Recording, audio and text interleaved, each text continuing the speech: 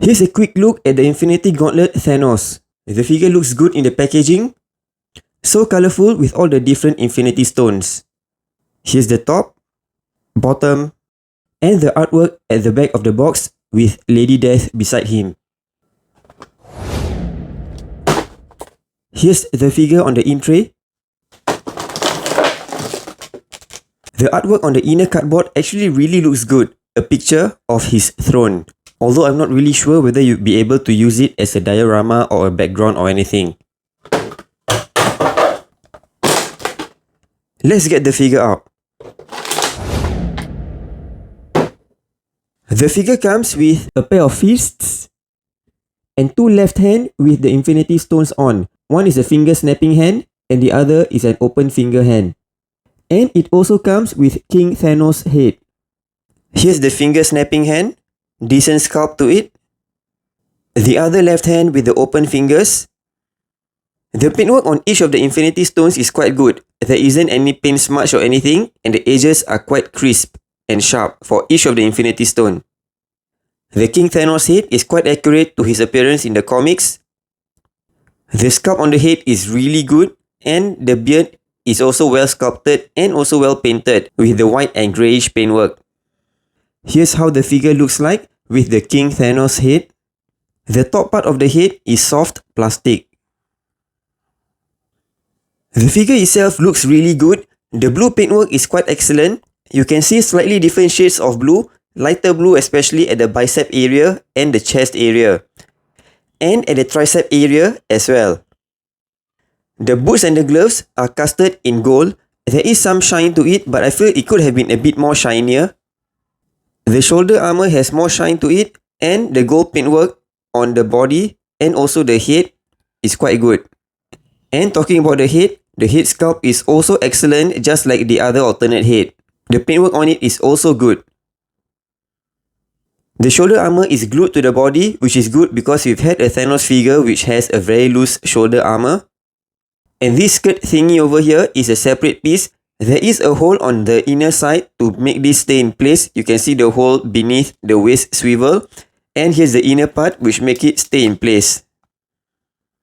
Overall, in terms of appearance, it looks really good and accurate to his classic appearance. Here's the inner cardboard. Like I mentioned earlier, I don't know if you guys are able to make use of it as a diorama or something. The artwork on it is really good, but I think it's just kind of a bit on the smaller side to be a background. Articulation. Head is able to look up this much and not so much downwards. It has the newer barbell ball joint. Arms able to go up this much to the side. Bicep swivel. Single hinge elbow joint, which actually does not give much movement and is able to swivel as well. And wrist hinge and swivel. One good thing about the shoulder armor being soft plastic is that it does not restrict the movements of the hands. The ab crunch allows the figure to move back this much, but not really much to the front. It doesn't even hold the position of bending to the front. Waist swivel. This much split to the front. Thigh swivel. Double hinge knee joint. No calf swivel. Ankle hinge. And pivot. Decent articulation for this bigger sized Marvel Legends figure. Here's how the Marvel Legends Classic Thanos size up to the Marvel Select Classic Thanos. The Marvel Select is definitely bigger in size, but I'm actually quite okay with the smaller size of the Marvel Legends version. He is still decently bigger in size than the normal Marvel Legends figures. There is a second release of this Marvel Select figure, which does not have the red paintwork on the cheeks unlike this first version. And besides the poorer articulation, one thing about the sculpt that I don't like is these sausages on the body. I think the sculpt is really overdoing the muscle groups that we have on the body. But I guess he's a titan, so he has like 12 packs instead of the human being 6 packs? The figure has a single hinge elbow joint and single hinge knee joint. No ab crunch, only waist swivel. And comes with the alternate left hand with no infinity stone. This one has the infinity stone on. For my figure, the gold on the left boots has faded. you can see it's lighter compared to the right boot. So I'm actually planning to get rid of this Marvel Select figure. Anyways, here is the Lady Death that came with the Marvel Select Thanos. Although the Marvel Legends Thanos is smaller, it still looks okay beside this Death figure.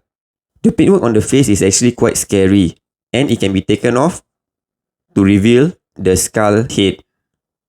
Another Marvel Select Thanos figure that we got is this version. I'm not really sure this version of Thanos is based on which appearance. If you guys know, can you share it in the comments below? To me, it looks like his appearance in the Secret Wars, but it's not totally the same as that. The sculpt of the whole figure is really good. From the head, to the shoulder armor, to the waist, and all the way down to the legs. Really good sculpt all around. And the paintwork is actually really awesome as well. The gold paintwork really does shine and looks great. The paintwork on the Infinity Gauntlet really looks weathered and great. The articulation of the figure, however, is not really that great. This mid-torso joint does not allow any movement forward and back at all.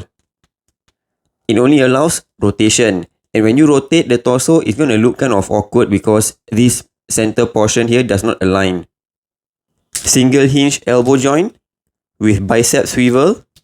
This gauntlet is a separate piece, that's why it can rotate. And the hands can swivel around and also hinge. You can really bring the legs up forward as well. This is the most that it can go. It does have double hinge knee joint, calf swivel, and hinge and ankle pivot. So in terms of articulation, not really that great, but just standing, it already looks awesome. The size is really similar to the Marvel Legends version. This Marvel Select Thanos comes with an alternate head as well without the helmet, and the sculpt on it is also good.